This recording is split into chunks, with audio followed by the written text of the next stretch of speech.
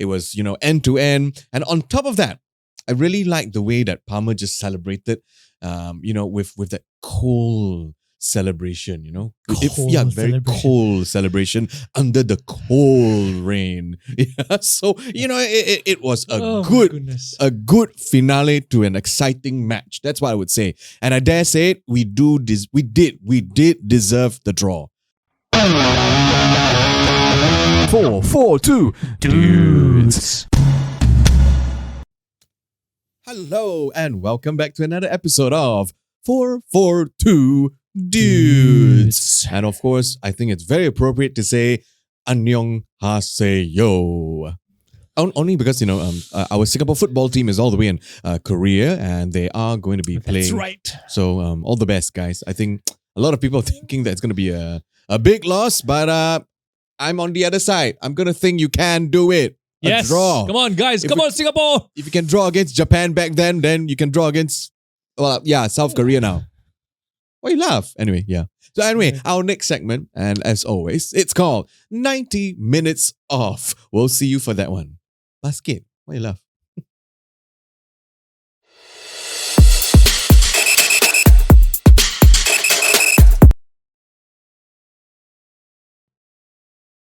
Hello and welcome to 90 Minutes Off.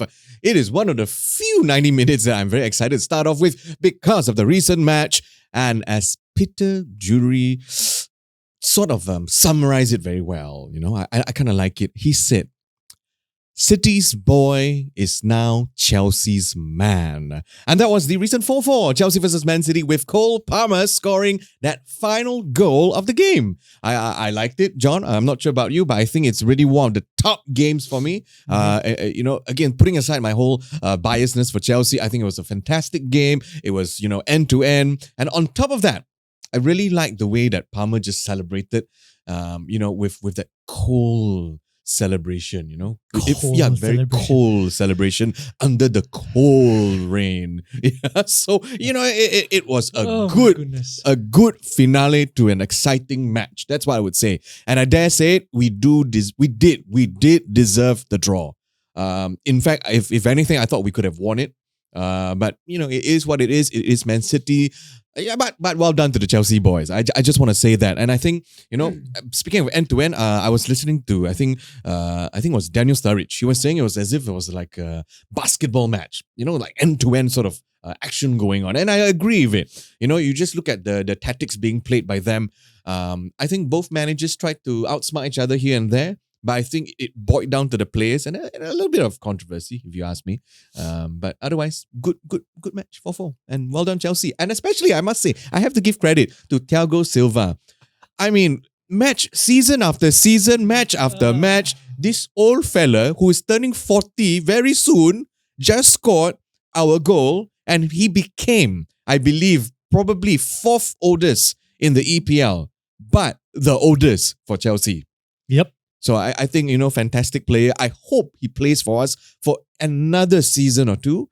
And I don't know about you, but I think defenders these days, when they hit 40, they seem to be quite good. I don't know, just me. Silva, Dante is also another one. I don't know which league he's now, but I think he's quite good. Pepe is another, scored a goal. Another. So yeah, exactly. So I think, Maguire, when he reached 40, he might be quite good as them. But going back to it, I think it was a good match. I think both City and Chelsea put up a really good fight. But I'm going to say it, I thought Chelsea deserved the win. But at least we deserved the draw. So what do you think? Oh, I think this is probably the best game of the campaign so far. Ah. Yeah. I mean, I watched the game as well. And to be very frank, back here, right here in Singapore, when the game was played, it was past many of our big times, right? It was. So, but I still stayed up to watch it because I thought that the game might be interesting because Chelsea's kind of like coming to form and obviously City is always on my mind as a Liverpool fan. So I decided to watch it and wow, what a game! And I'm not too sure about the basketball kind of a theory, but I would say yes, definitely exciting. Definitely a game for the neutrals. Definitely a game for the neutrals, which I was. So I really enjoyed it. And speaking of Cole Palmer, if I was reading a article, after the game and all. So the reason why he joined Chelsea was because he requested to leave Man City. Yeah. And then Pep obviously wanted to keep him and Yeah. all, but he just said, no, I want to leave. Yeah. Then Pep said, okay, bye. Yeah. And that's it. And I'm so glad that he is making his name right now at Chelsea because I really think that he has the potential to go really, really far. Yeah. With the attitude. No, again, we're going back to the attitude thing about being a top player and all. Right. But yeah, I mean, kudos to Chelsea and all because no one expected this scoreline. Definitely no one. No one. Especially since when we were talking about the past head-to-heads and all, the last 4 games between Chelsea and City ended in a 1-0 win to City. So nobody expected a 4-all draw. Kudos to Chelsea. In high fact, scoring game. I think this is their second game in a row. They scored 4 goals. They beat Spurs, right? 4-1. Yeah, we did. Yeah, so but some people don't count that basket, by the way. Well, congratulations to Chelsea and the 4-4 for what? I agree. Wow, you are so excited. I am excited because I think it's high time that we're showing people what the Chelsea team is all about. Against Liverpool, we did quite well. Against Arsenal, we could have won. And now against Man City, and Man United also, but yeah. Sorry, but it was just a hereafter for me. But now, I want to talk about another comeback. I think, I support Chelsea. Another comeback. But there was another comeback. Yeah. To me, it was a comeback. That's we were down many times. Fair enough. So the other comeback that I didn't expect, I really did not expect. I thought it was going to be a win for them, just as usual. But no, they conceded 2 goals in the 90th minute. And that is Wolves up against Spurs, with Wolves going 2-1 in favour towards Wolves. So, what a game, because you thought, okay, they'll score 1 goal, it's going to be a tie. But no, they pressed on. And from there, it became 2-1. And holy cow, who would have thought? That's losses back to back, by the way. Yeah. Yeah, so, who honeymoon's over, Spurs. Okay, the honeymoon's definitely over for Spurs. If you look at their upcoming fixtures, they are going to play. They're going to play Spurs. They're going to play Villa. They're going to play City.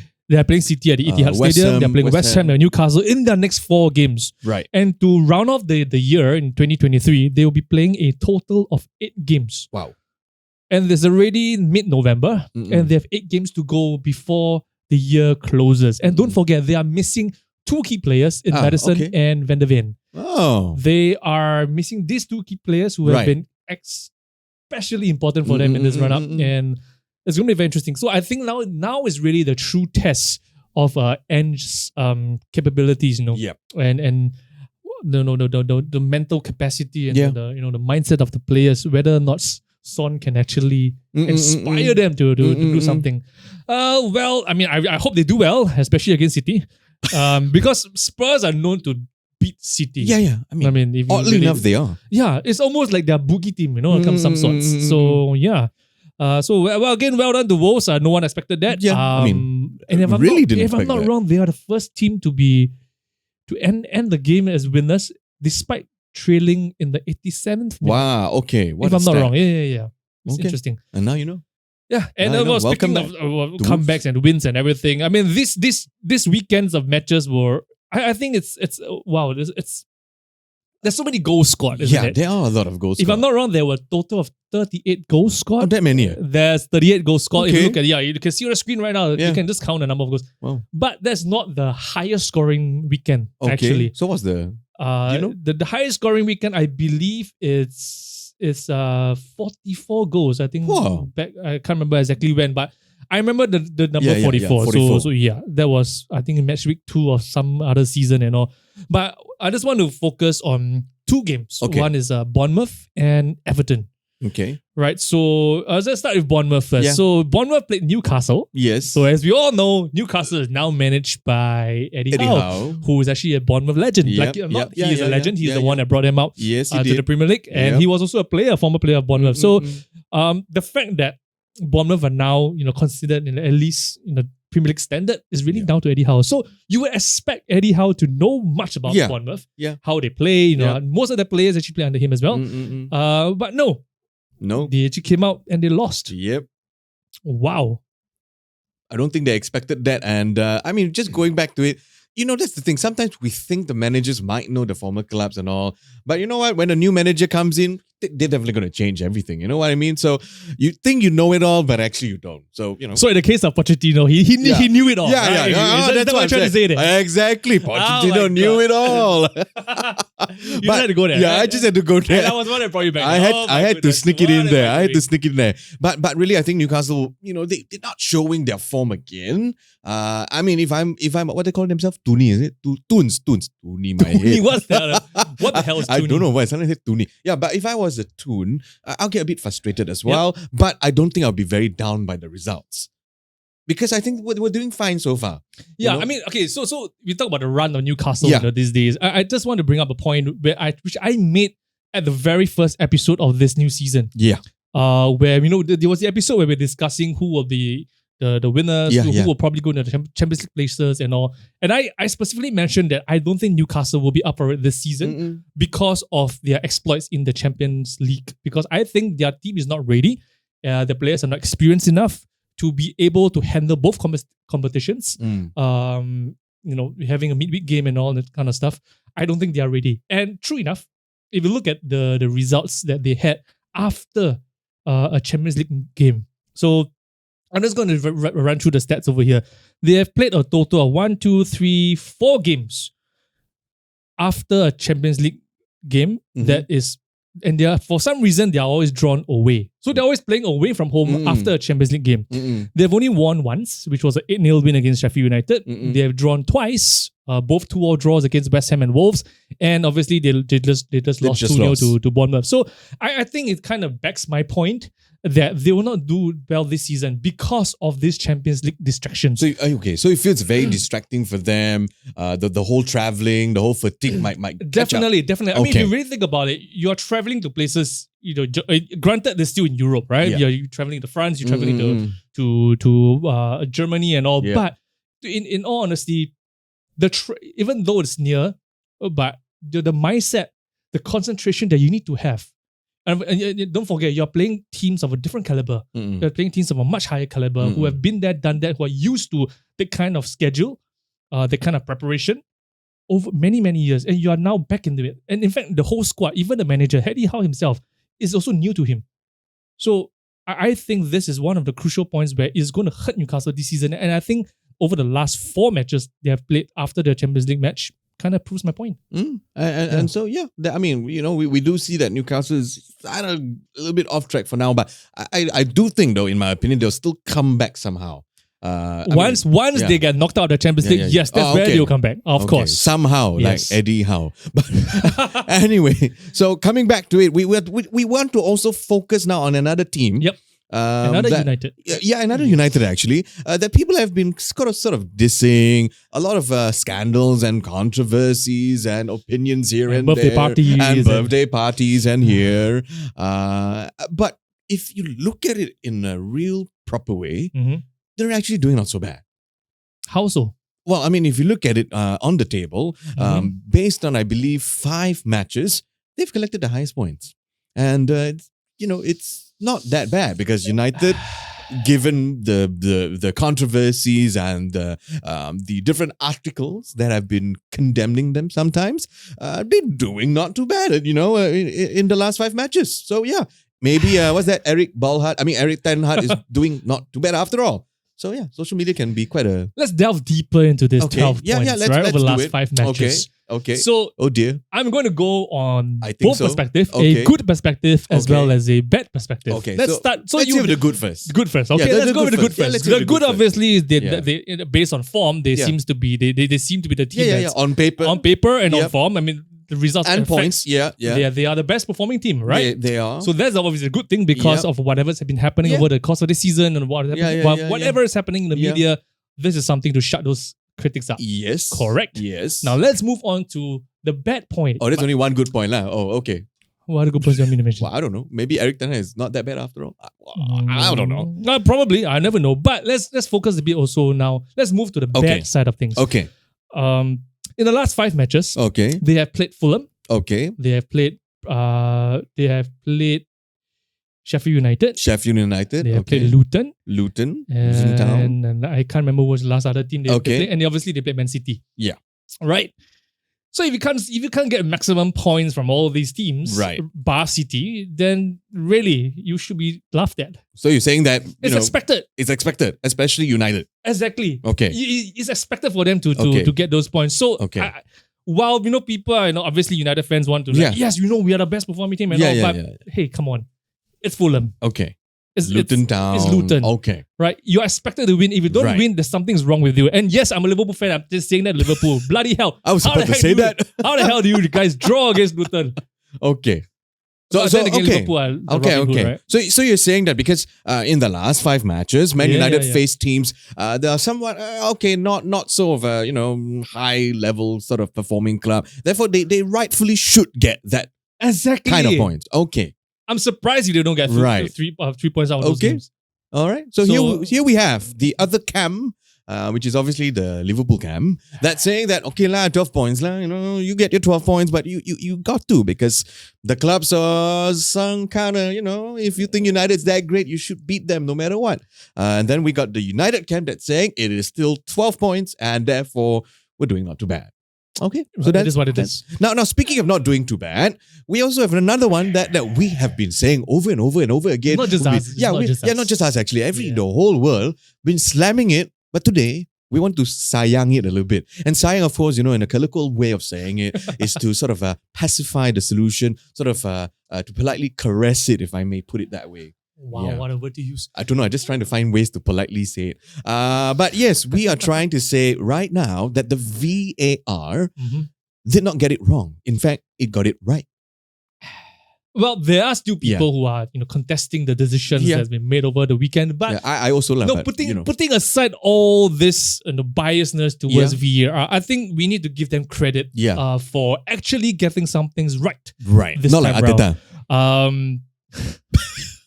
So I just want to put it out there. Darwin Núñez scored 2 goals over the weekend, and he was rightly disallowed for both goals. Okay. I know there are some people who said that the offside didn't really look offside. It's very contentious, but it is what it is. Okay. The rules state that if you are even one millimeter, one fingernail offside, you are offside. Yep. Unfortunately, these are the rules these days. It is the rule. He was correctly disallowed for offside. Yeah. I think both penalties in the Chelsea versus Man City game were correctly given. I know people are... Yes. I know the Haaland one, it's a little bit contentious. It is a little bit contentious, that's why I want to say. They were both pulling each other, but unfortunately, I think Cucurella held on to his jersey much longer. Maybe that's the case. It was 50-50. So you can't really fault that. So it wasn't a clear and obvious. I'm just stating based on the VAR rules, right? It's not clear and obvious. So they had to go with the on-field decision, which was a penalty. I think that was rightly given. In the Brighton against Sheffield United game, I think Mohamed Dahoud was sent off, rightly so. Rightfully so. For a dangerous tackle, I think was correct. Okay. In fact, I don't think the Brighton players actually really contested it. Oh, is it? I think, I don't think they really. I don't think so. Okay. And the penalty shot for Villa against Fulham, I think was correct as well. Because it seemed like Timothy Castagna hit the ball hit his hand. Yeah. But when you look at the replay, it's not the hand. It's actually his face, the poor little boy. Poor thing, The ball slammed onto his face. Yeah. But it looked like as if it was the hand. Yes. From some angles. Correct. Okay. So I think this is where we have to give credit where to the VAR is used. That is finally, for once, hopefully, it's not just this time, but hopefully more and more times. More instances where it's used correctly, like what's happening this week. Yeah, we needed a VAR anyway for the Chelsea versus Man City because our referee was Anthony Taylor. So, let's not go there. I just wanted to say that's why the VAR. So many things to say about that body, but let's not go there. Okay. But yes, that was our 90 minutes off. And if you do have anything you want to share, always don't forget to comment, or you can always ping us. And don't forget, this brought to you by CCB TV. And next, our segment, it is What's What with Who's Who. We'll see you for that one.